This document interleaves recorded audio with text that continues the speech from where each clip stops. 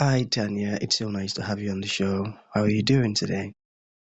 Good. So I'm excited to be here. Thanks for having me. Beautiful, beautiful. And thank you so very much for being here. And you see, Tanya, oftentimes I love to thank my guest for two main things.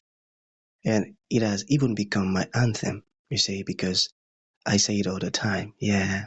So, firstly, Tanya, I want to thank you for investing in yourself. You see, you are on this platform right now because you invested in yourself. And oftentimes I love to make reference to the amazing mango tree. You see, Taya, some months back, I was on a particular road, and just by the roadside, there was this tall, unattractive mango tree. And I use the word unattractive because the mango tree's got no mangoes on it, and the leaves weren't green, it was all dry, so I just walked past it. But you see, just recently, Taya, I was on that same road, and this time around, a lot's changed.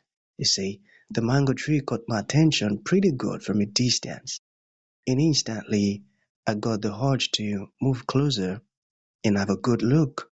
Then when I got so close to the tree, Tanya, boy, it wowed me because this time around the mango tree's got a lot of mangoes on it. Beautiful green leaves and healthy branches. And you see, not just mangoes, but ripe mangoes. And here was I standing in amazement. It was a beautiful moment. So my point is the fact that you dedicated your time, energy, and resources to becoming the amazing person that you are today. That alone has made it impossible for me to skip you. And that's why you see you got a request from me because I am attracted to the fruit of your work, the fruit of your knowledge and all of the times that you were busy investing in yourself. And now we are attracted to it, and myself and my audience, we are about to benefit from the fruit of all that you've been doing to make yourself better. So thank you so very much, Tanya, for investing in yourself. And secondly, thank you for saying yes to the invite because if you had said nope, there was nothing I could do about it. Thank you so very much. This is such an interesting perspective. So many people don't appreciate how much time you do invest in yourself and getting the knowledge. So That's all right. this was very interesting. I appreciate that. Thank you. Thank you. So let's get started, Taya. You see, I am quite excited to have you on the show today for some reasons. Firstly, my interest in knowledge seeking. For I believe in order for one to transition from a terrible situation to that of a beautiful one, Taya, I believe it takes the application of knowledge. You see, not just knowledge, but the application of it. And you see, Taya, ever since I discovered that light in the Hebrew means knowledge and darkness means ignorance, I've been so keen to knowledge seeking because I do not want to remain in the dark. So that's going to make our conversation today very important to me and even to the listeners. The second reason why I'm excited to have the amazing Tanya on the show is for the sake of the listeners. You see, Tanya, we live in an age where information is as abundant as grains of sand. We've got lots of information flying out there. So those folks trust me for quality information. And I am totally convinced, Tanya, that our conversation is going to be insightful and impactful. So for that reason, let's get started with your introduction. Talk to us about your personal or professional journey. We are just so curious right now. We want to know how Tanya got here.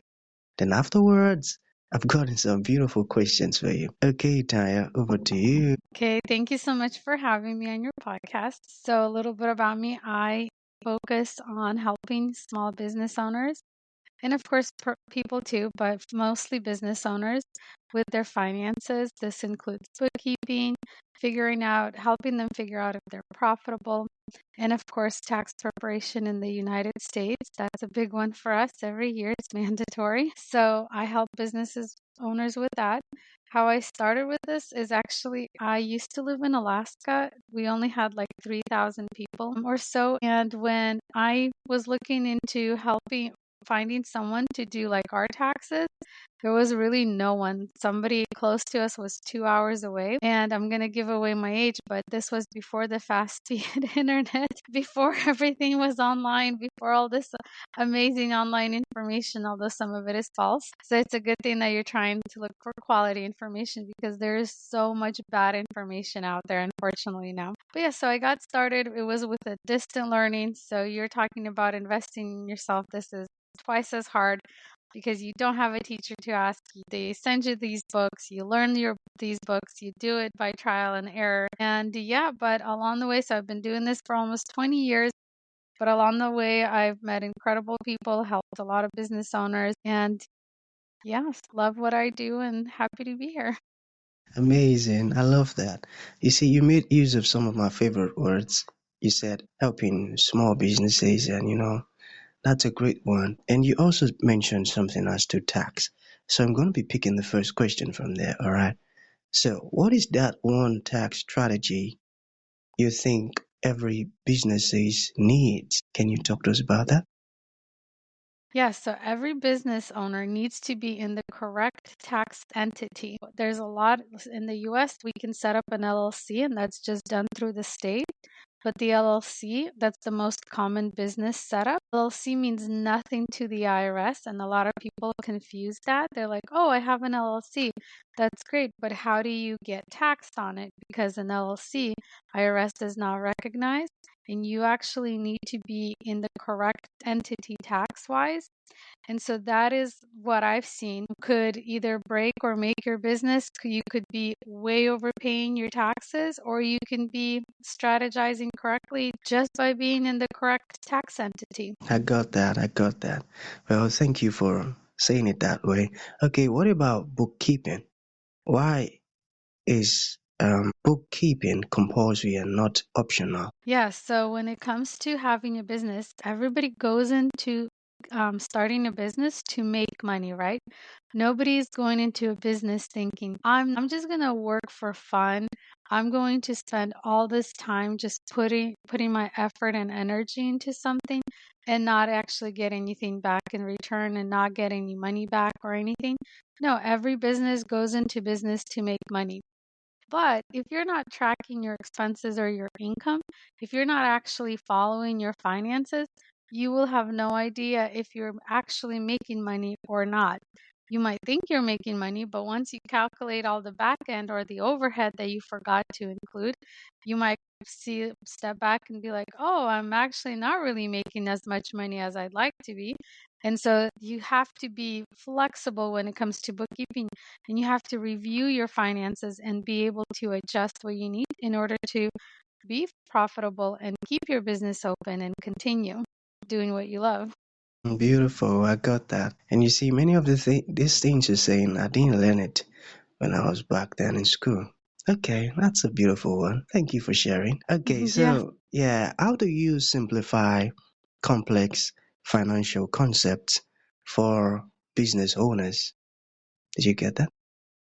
Yeah. So a lot of times when a business owner starts making money, they're like, oh, okay, I actually need to hire an accountant to help me now that I can afford them and things like that. So they go to an accountant, they start asking their question.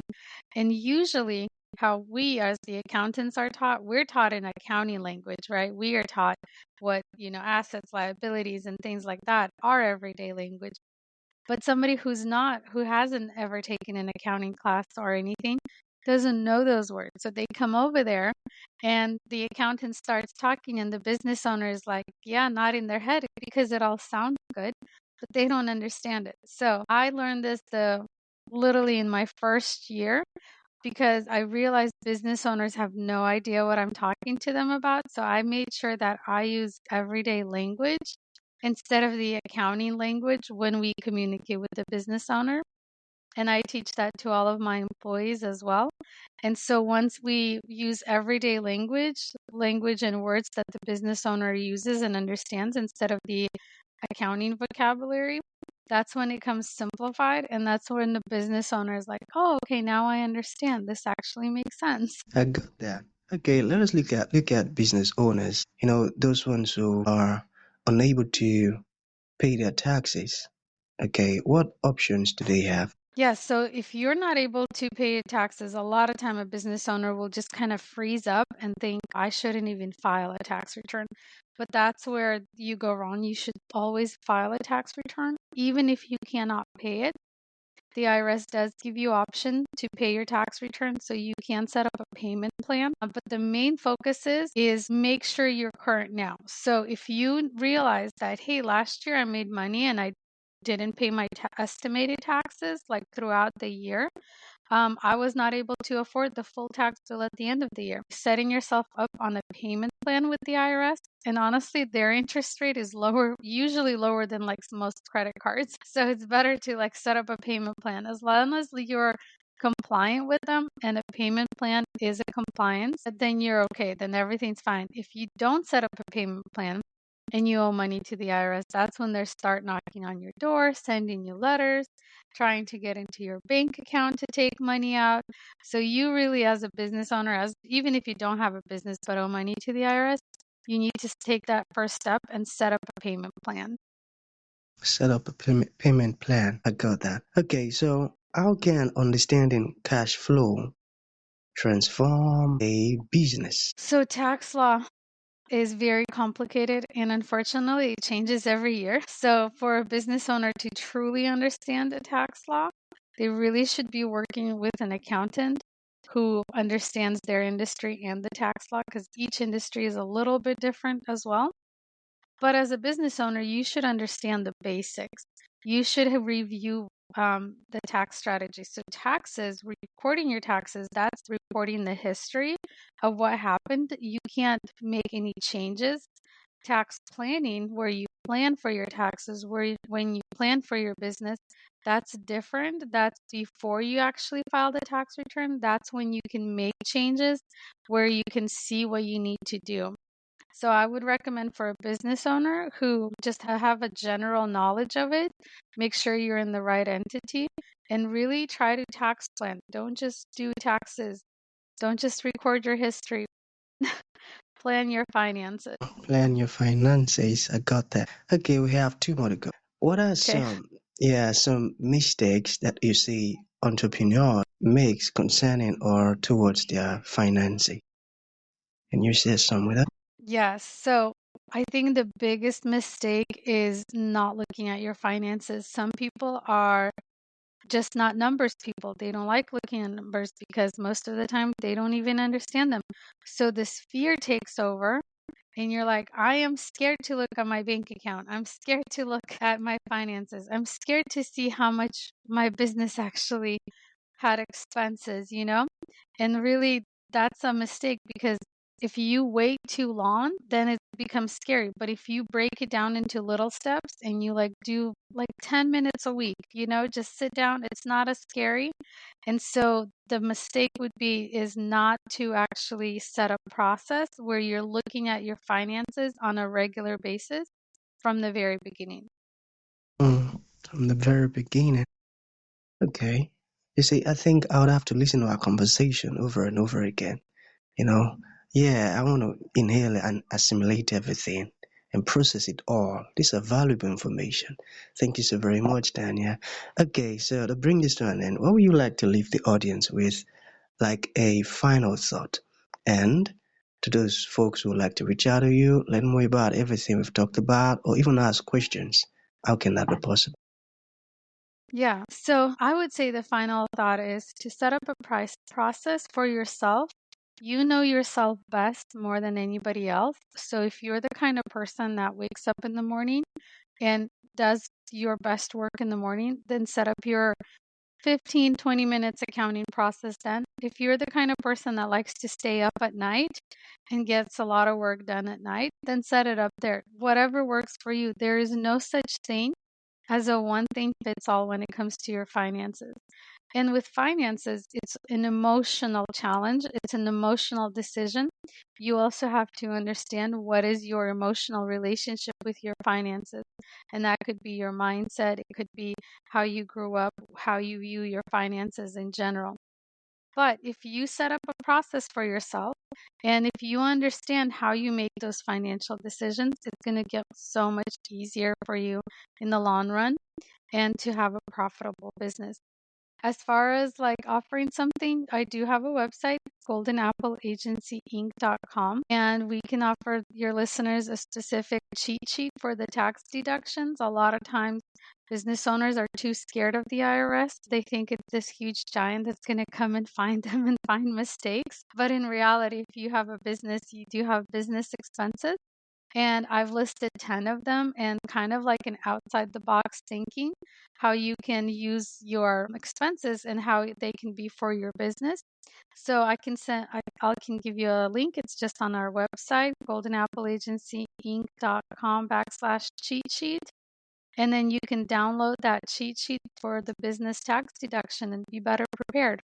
Beautiful. Thank you so, so very much, Tanya. That's going to be the end of the show. Thank you for coming and thank you for opening our eyes to these amazing stuffs. It means a whole lot. Thank Thank you for having me.